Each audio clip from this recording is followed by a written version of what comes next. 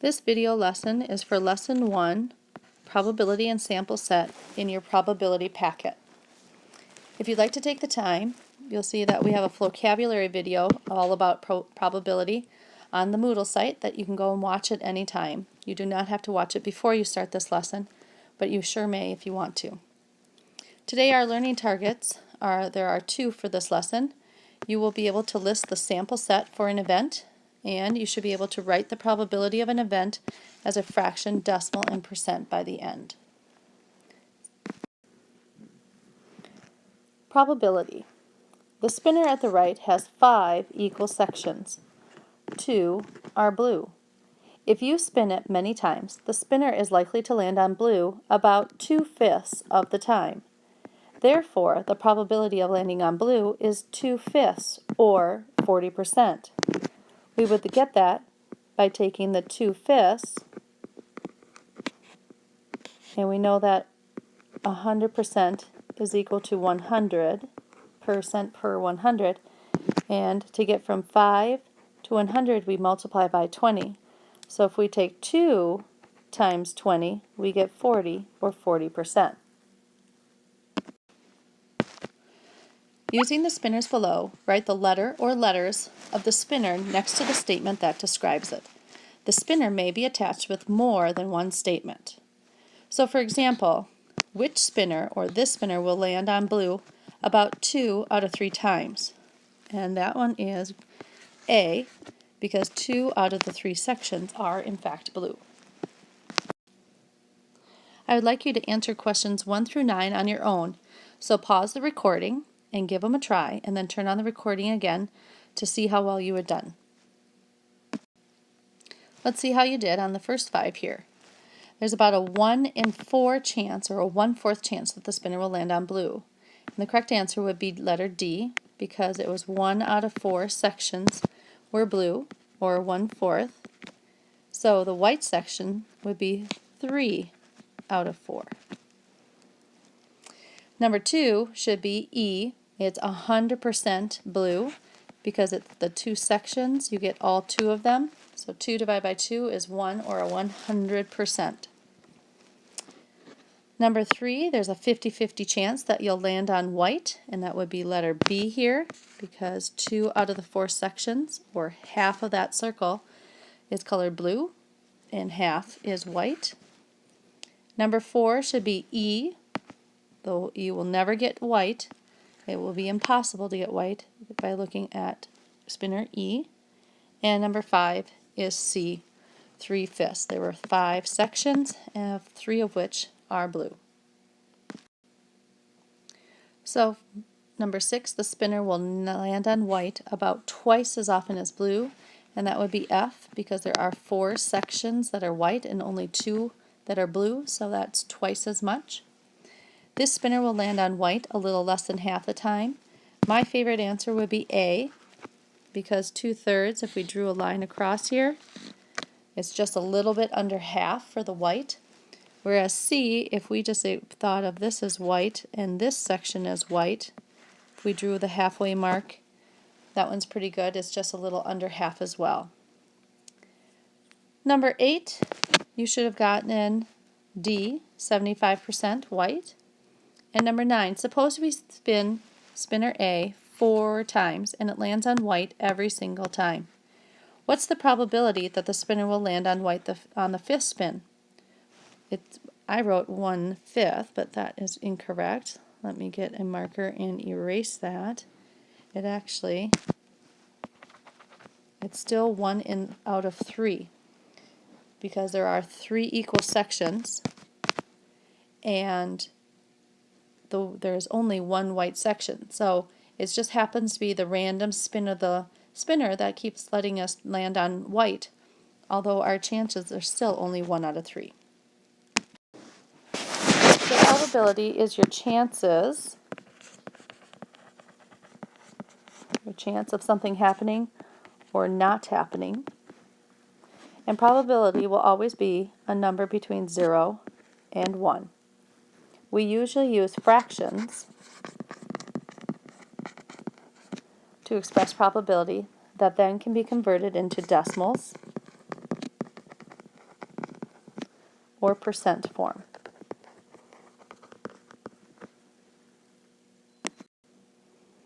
Now when I made this video lesson, unfortunately, my graphics did not transfer up here. So you have a spinner that has been divided into 4 equal sections, and if I'm correct, I believe one of them is red, there's one green, a purple, and I think it might be orange. And if my colors are off, I still know that there was only one red section. So what is the probability of spinning red? Well, there are 4 sections on that spinner, and only one of them is red. So it's a 1 in 4 chance, which we should recognize that 1/4 of a dollar is 25%, and the decimal would be 0.25. So what's the probability of not spinning red? Well, there are 1 out of 4 is red, so that leaves us with 3 out of 4 sections are not red, so which is 75% or 0.75. So if we take these and plot these on the number line, 0 would be 0% or 0 out of 4 on this graph, whereas 1 whole circle or spinner would be 100% or 4 out of the 4 sections on here. Let's see where these go. If we are at 1/4, I'm going to cut it right about in half, and 1/4 then would be located here, my 25%, 0.25, and my 3/4 would then land over here,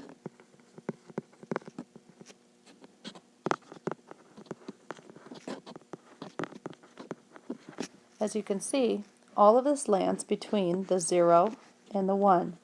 We will not have answers larger than 1 on our answers. Now a lot of kids will say, hey, wait a minute, 75 is bigger than a 1. No, it's not, because 75% is 75 over 100. That is less than one whole thing, because 100 over 100, 100 divided by 100 is one whole thing. So 75 hundredths, or the 75%, is in fact then smaller than one whole thing, which is our whole 100%. And we can't get anything less than 0, because then it would be a nothing or a void. So we'll be talking about these special areas, but all of our answers on our probability packet will always end up between 0 and 1. So the outcomes are all the possible results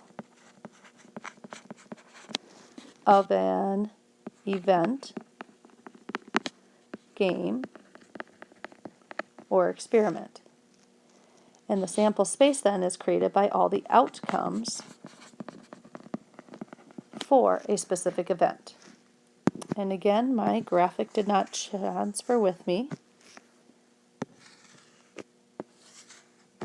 And I do believe it was red, green, purple, orange. And so to list out the sample set for the spinner, we simply write down the colors. Red, we could land on green, orange, or purple. And if you want to, you could just list it as letters with commas in between them. I'll be good with that on your quizzes and on your worksheets as well. So an event is a specific set or list of all the possible outcomes. So again, my spinner isn't here, but you have one. And so I'll write the letter G in each section because that's what you're seeing on your paper. And what is the probability of spinning green? Well, I have 4 sections, and they happen to all be blue or green. So I would be getting 4 out of 4, which then is, as a decimal, is 1, because 4 divided by 4 is 1. And one whole thing, or the whole spinner then, is 100%. What's the probability of spinning the color blue? Looking at this spinner, I have 0 out of 4 chances, or 0%, and my decimal would be 0. So these happen to be examples of certain and impossible events. A certain event will always happen, meaning that it has a 100% chance, or one whole thing. An impossible event is one that will never happen, or 0%, or 0. So again, everything in between that then is between 0 and 1 on the number line. So let's take a look. What will be the sample space for this spinner? And we're looking at this spinner right up here. I know I can get a 1, I could spin a 2, a 3, a 4. And yet, did you notice I put another comma? There's 2 more options. I could end up spinning a yellow or landing on a red spot, depending on what comes up. So how likely is each outcome? Well, in this case, each of them is equally likely,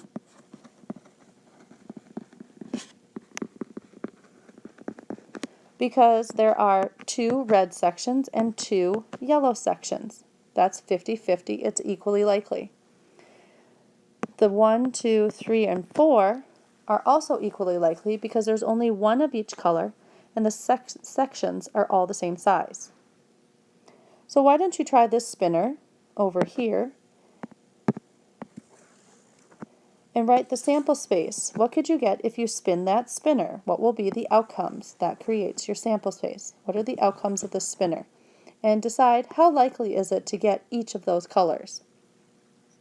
Pause the recording now and turn it back on when you have your answers ready. So hopefully you've listed green, red, orange, purple, and yellow as the outcomes. And in this case, they are not equally likely because the sections are unequal. You have much higher chances of getting this yellow or the purple and green compared to our small little orange over here. So how about the die? If we roll a dice, or actually a die is singular, what is the sample space and how likely is each outcome? Pause the recording and give that a try. And also, why don't you try doing the sample space as well for the quarter? Let's see how you did. If you roll the die, you will either get a 1, a 2, 3, 4, 5, or 6, and they're all equally likely because there is one of each side, one of each number, excuse me. On flipping a coin, we can either get heads or tails, and again, these are equally likely as well. So let's take this push pin. If I drop this on the floor, how could it land?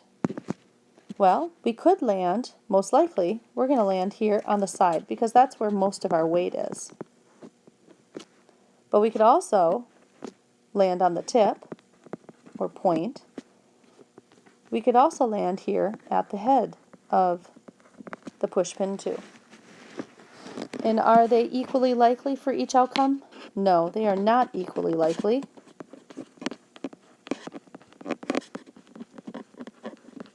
Because most likely you're going to land on the side every time because that's where most of the weight is. It would be highly unlikely to get on the tip, and it would be a little bit more likely to get on the head. So here we have a deck of cards, and there's a few things that you need to know about cards, because cards often come up in probability, because our probability is finding the chances of winning and losing, correct? And what do we often play games with? Cards. So we do need to know a few things. For example, this top row of cards is called clubs. There are 4 suits, and the first one is clubs. This suit is called spades. We have hearts and diamonds. You also need to know that the card with the J on it is called a jack. The Q stands for queen, and the K stands for king. And this one's a little bit more familiar, but the A stands for ace. Okay? So why don't you go ahead and count. How many clubs do we have in total? If you count across all the way, you will see that there are 13 clubs, 13 spades, 13 hearts, 13 diamonds, which leads to the grand total of 52 cards in a deck. And that's a number that you should have memorized because lots of probability games are about cards. And it's a good knowledge to have. So what will be our sample space then for the deck of cards? We're going to have to go ace through king for hearts. We're going to have ace through king for diamonds. We have ace through king for spades, which is like an upside down heart with a stem. And we'll have ace through king clubs, which is kind of like a clover, but only 3. So how likely is each outcome? Well, there's only one of each card, so they are equally likely because there are no repeats.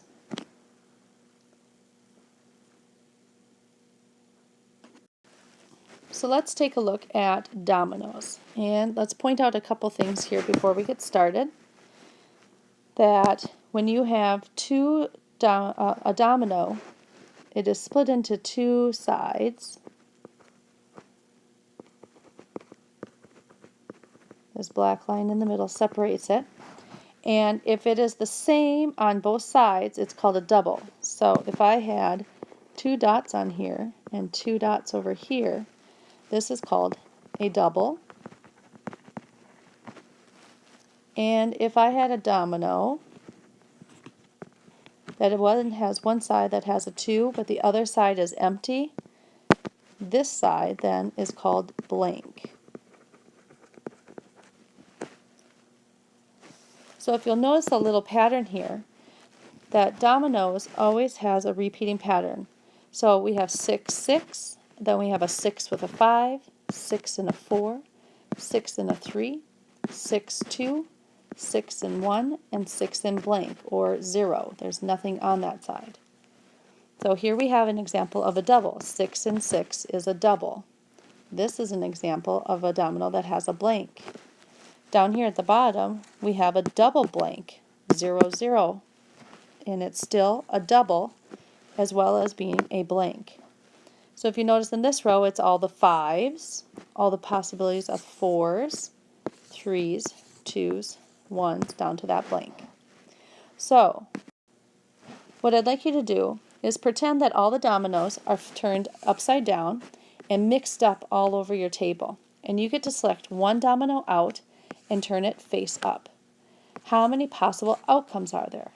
Now remember, your outcomes are all the possibilities of what you can get when you draw or spin the spinner or flip a coin, etc., or roll the dice.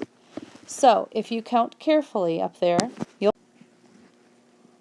you'll find that there are 28 different dominoes. And are all the outcomes equally likely? Yes, they are, because there's only one of each particular domino. There are no repeats. So when the possible outcomes are equally likely, the following formula can be used to find your probability. A favorable outcome is the outcome that makes an event happen.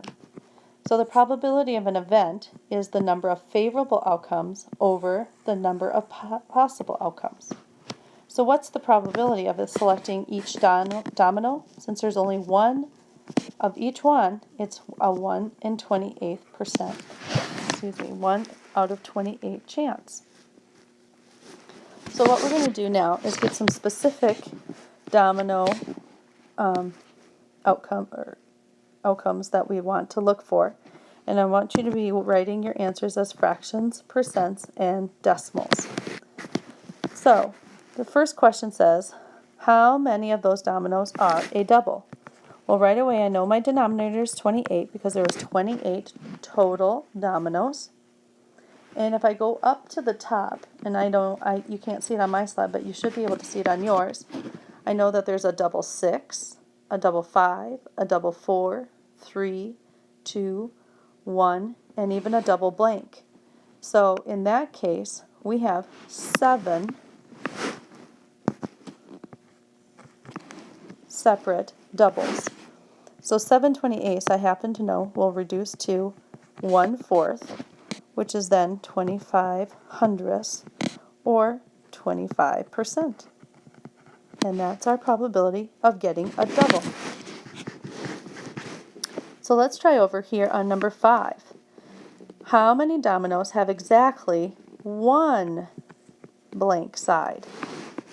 Well, if you look at the very bottom row where we have the double blank, is that exactly one side? No, it's actually 2 blank sides, so we can't count that.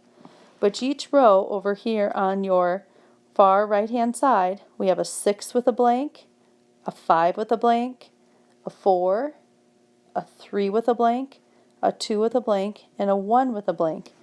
So that means there's a total of 6 out of 28 dominoes have one side blank.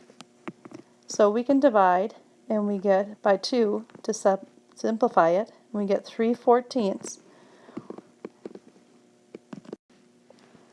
So now to find our decimal, this one's a little trickier. Last time I knew that 4 went into 100 25 times, so I did 1 times 25 to get my 25%. 14 does not go into 100 easily. So remember, this is where you get to take out your calculator and type in 3 and divide by 14. And we get this big long number, or decimal. We get 0.214, and it keeps going. However, we know that percent is per 100, so I only have to go to this hundredths place right here and stop. So is this 4 big enough to change the decimal? Well, it is not. So it is 0.21, or 21% chance. So let's count up our dominoes here. For the next one, it says, how many of these dominoes have no blank sides? Well, if we know that there are 6 dominoes that have exactly one blank side, and I have the double blank side, that means there's a total of 7 dominoes that have a blank side on them, or more. So I can simply take 28 minus that 7 and get 21 out of 28, because that's how many dominoes then are left that do not have a blank side. And I know 21 and 28 can be divided by 7, so I get down to 3/4, which is a nice friendly number for me because I know that's 0.75, or 75%.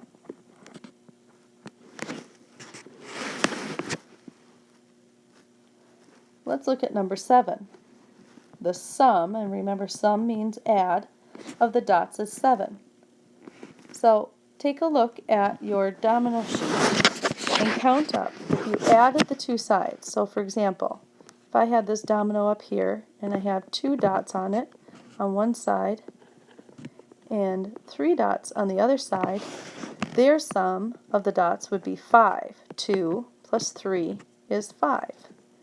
So go ahead and read all your dominoes and count up how many of those dominoes have a total of 7 for their dots. So looking at the dominoes, I know that 6 plus 1 is 7, 5 plus 2 is 7, and the 4 plus the 3 is 7. That gives us 3 out of 28. And this fraction cannot be simplified, and 28 does not work with 100. So to find my decimal, I'll punch in 3 divided by 28 on my calculator, and I get 0.107, and I'm going to stop because I only have to go to the hundredths. And is this 7 big enough to make it change its name? It sure is. So it's 0.11 for the decimal, or 11%. So why don't you go ahead and try doing number 8, 9, and 10 on your own. Pause the recording and then check your answers with mine. Well, the dominoes up there that have the sum of the dots greater than 7 and you couldn't have it equal to 7, was 9 out of 28, or 32 hundredths, or 32%. How many dominoes that has exactly one side as a 3? 6 out of 28 did. And we had just done that up here, so I knew that my decimal was 0.21, or 21%. And I counted my dominoes and found that both sides that had odd numbers, there were 6 out of 28. Again, our information transfer is 21 hundredths, or 21%. So now you should go and talk to me and get the assignment for lesson 1.